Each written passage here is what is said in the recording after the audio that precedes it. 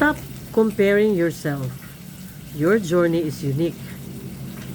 Don't compare your progress to others. Everyone has their own timing, and your path is uniquely yours. Focus on your growth, no matter how small the steps may seem. Kasagaran mo gud nato, hilig yung kayo nga makumparar sa achievement sa uban. Pagsitag tanaw kung paspas bang ni-achieve ang atong mga silingan, ang atong mga amigo, atong mga amiga, o ang mga tao na kailata. Sayop ka na siya nga paagi, sayop ka na siya nga prinsipyo. Kailangan nato, bisan pag-inanay, slowly but surely, in the end, successful ang gyapon. Di ba siya lumba ang kinabuhi? Ang kinabuhi kinahanglan patience.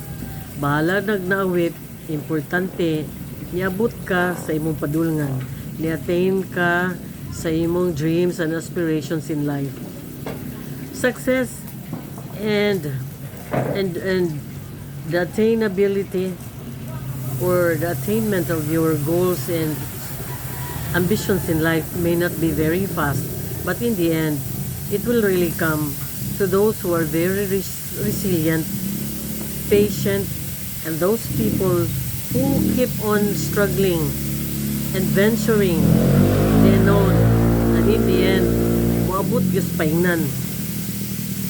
Kapoy kayo sa kinabuhi, kung pressure na lang ka, magsikag kumparar, kung karusan mo makabot ang mga pangandoy. Kinahanglan, patience is a virtue. Malangay man siya, pero niabot ang time, nga nangan ang imong pangandoy, niabot yun siya. Kung ang imong mga pangandoy, di lang pangandoy. Dreams becoming into reality. Sa ato pa, dili ta magkumpara sa atong kaugalingon dito sa uban. Ang atong comparison sa ato lang kaugalingon, sa atong kaugalingon pacing, sa atong kaugalingong achievement, dili pagkumpara sa atong achievement dito sa uban. Kaya that is the only way nga successful ka nga dili ka stress. Kay pananglitan, sikang tanaw sa uban, unya wa ka kaapas, di ba?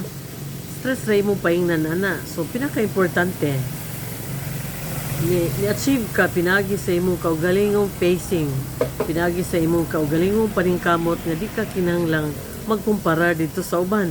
Para happy ang life, happy permi, para di ka stressful tanawon. So kinahanglan happy, bahalag mag-struggle, importante sa kaugalingon nimong paninguha, dili sa expectations of other people. So guys, if you like this video, please share and comment below. Thank you everyone for watching.